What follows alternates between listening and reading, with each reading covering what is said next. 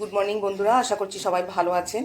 আমি আপনাদের আজ দেখাবো বাড়িতে গেস্ট এলে কীভাবে তাড়াতাড়ি একটু স্ন্যাক্স বানিয়ে দেবেন। তার জন্য আমি এখানে নিচে দেখুন আমি কেটে আগের থেকে রেডি করে রেখেছি, যাতে আপনাদের দেখাতে তাড়াতাড়ি সুবিধা হয়। এর মধ্যে আছে পেঁয়াজ, কাঁচা লঙ্কা আর টমেটো, নুন হলুদ মিষ্টি তো আছে, আর আপনার একটু শশা কুচিয়ে দিয়েছি।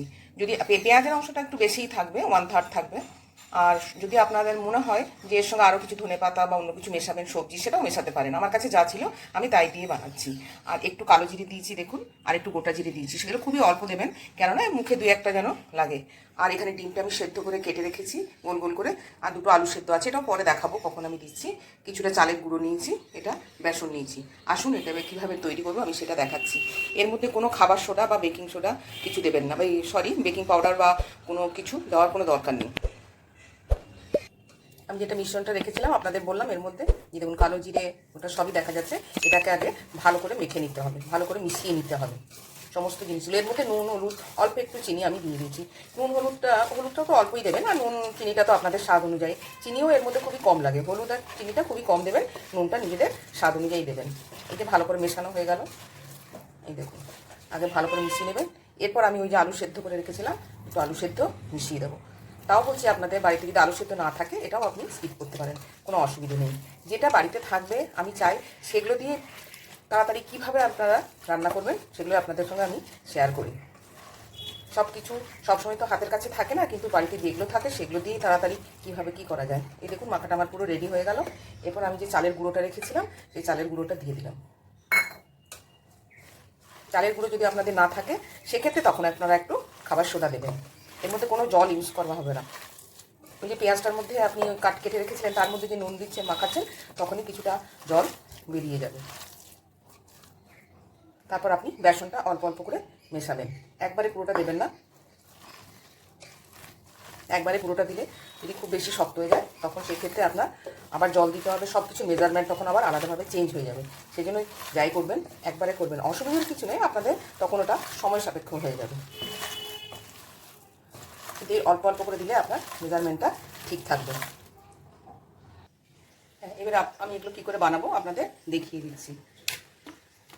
প্রথমে হাতে একটু তেল নিয়ে নেবেন, সর্ষের তেল হোক সাদা তেল হোক যাই হোক, একটু হাতে ভালো করে মাখিয়ে নেবেন এমনি করে। তারপর কিছুটা এই যে মেখে রেখেছিলাম আমি সেটা হাতের ওপর নেবেন।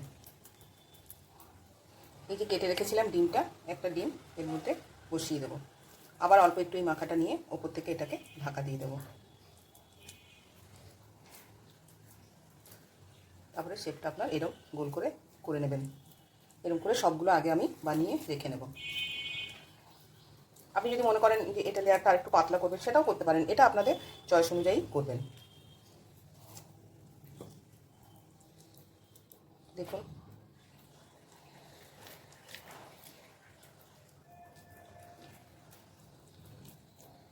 খুব বেশি শক্তও করে মাখবেন না, খুব বেশি নরম করেও মাখবেন না। এই মাখাটার উপরে মেন, তাহলে আপনার বানাতে সুবিধে হবে। খুব বেশি নরম করে দিলে সেগুলো সব ছেড়ে পড়ে যাবে, আপনাদের অসুবিধা হবে। আর যদি খুব শক্ত করেন জিনিসটা খাওয়ার সময় একটা শক্ত ভাব থাকবে, সেই জন্য এই মাখাটা খুব ব্যালেন্স করে মাখতে হবে। যদি বাড়িতে আপনার ধনেপাতা থাকে সেই ধনেপাতাটাও দিতে পারেন, কোনো অসুবিধে নেই। এটা আদার বোধ হয় ছিল, সরি। দেখুন দেখতে পাচ্ছেন, এরকম আমি প্রত্যেকটা বানিয়ে নেব। এই দেখুন আমি যে কটা ডিম দিয়েছিলাম, 3টে ডিম দিয়েছিলাম, এক একটা ডিমে মোটামুটি 4টে করে পিস কাটবেন। আপনারা চাইলে আপনি আরও বেশি কম করতে পারেন, কোনো অসুবিধা নেই। আমি 4টে করে মোটামুটি কেটেছিলাম। আমার এই কটা যে বানিয়ে নেওয়া হয়েছে, আর এইদিকে 3টে বানিয়ে নেওয়া হয়েছে। চলুন এগুলো এবার ভাজবো। প্যানে তেলটা আমি আগে গরম করে দিয়েছিলাম। এই দেখুন বেশি তেল ডুবো তেলে ভাজার দরকার নেই, অল্প একটু তেল দেবেন। গ্যাসটা বাড়িয়ে আমি তেলটা ভালো করে গরম করে নিয়েছি, তারপর গ্যাসটা কমিয়ে দেবেন। এরপর একটা একটা হয় এইভাবে আপনি দিয়ে দেবেন। গ্যাসটা একটু কমিয়ে করবেন, নাহলে ভেতরটা কাঁচা থেকে যাবে আর উপরটা আপনার দিয়ে দেবেন। এইরকম আপনি ফ্রাইং প্যানে চওড়া প্যানে করবেন, একসঙ্গে অনেকগুলো ভাজা যাবে। আমি আপনাদের সবসময় বলি, বাড়িতে যা জিনিস থাকে কোনো চিন্তা করবেন না, সেই জিনিস দিয়ে সবসময় রান্না করার চেষ্টা করবেন। তাতে কী হয়, আপনার কাজেরও সুবিধা হয় আর চিন্তাটাও একটু দূর হয়।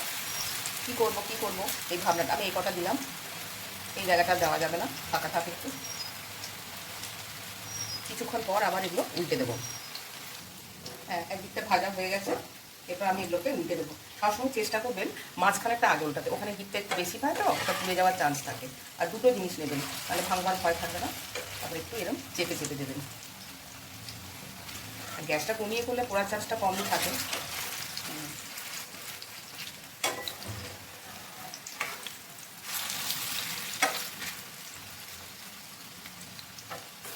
হলো না আপনার গেস্টদের জন্য মোটামুটি একটা খাবার। আর আমি যেগুলো দিয়েছি বাড়িতে মোটামুটি সবগুলোই আপনাদের এগুলো থাকে, তাই এটা বানাতেও বেশি সময় লাগবে না।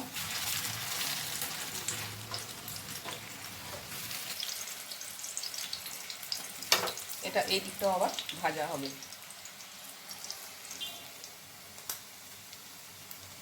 দেখুন আমার দুটো পিঠ ভাজা হয়ে গেছে, লাল লাল করে ভাজা হয়ে গেছে। আসলে আগেরটা একটু বেশি দেওয়া হয়ে গেছিলো তো, ওই জন্য একটু ভেঙে ভেঙে যাচ্ছিল। একটাই ভেঙেছিল একটু, বাকি সব গোটা ছিল। ওই জন্য আপনাদের দেখানোর সুবিধের সাথে আমি এটা দিলাম। আপনারাও সেই রকম একটু হিসেব করে দেবেন। আর সব সময়তে যখন কোনো কিছু ভাজা তুলবেন তখন সেটা একটু গ্যাসটা বাড়িয়ে তুলবেন।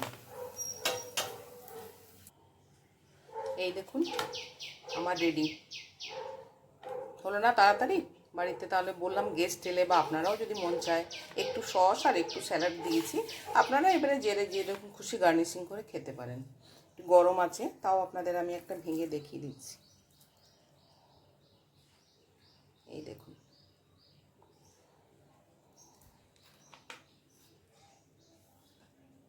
Thank you.